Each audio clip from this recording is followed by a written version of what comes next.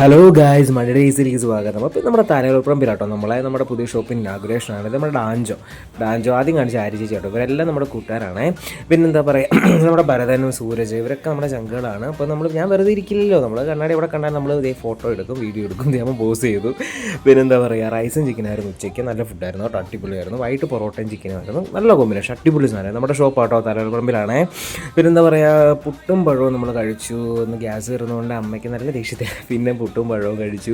അത് പിന്നെ കോട്ടയത്ത് മടവാതിരി എല്ലാം പോട്ടി നിന്ന് പിന്നെന്തര ഗണപതി നമ്മുടെ ഭഗവാനെ കണ്ടു തൊഴുത് പ്രാർത്ഥിച്ചു. ഇപ്പോൾ ശബരിമല സീസൺ ആയതുകൊണ്ട് തന്നെ അത്യാവശ്യം നല്ല തിരക്കാണ് എല്ലായിടത്തും. നല്ല സ്റ്റാറ്റ്യൂ അല്ലേ നോക്കി.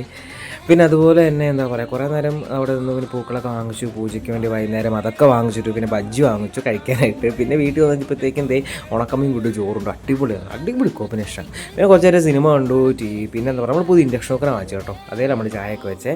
ഗ്യാസ് കയറുന്ന വലിയൊരു ഉപകാരമാണിത്. പിന്നെ എന്താ പറയുക, ചൂടുവെള്ളം നമ്മൾ തിളപ്പിച്ചു കുളിക്കാനായിട്ട്. പിന്നെന്താ പറയുക, പൂജിച്ചു പ്രാർത്ഥിച്ചു. പിന്നെ വൈകിട്ട് കിടക്കുന്ന മുമ്പ് പാല് കുടിക്കും.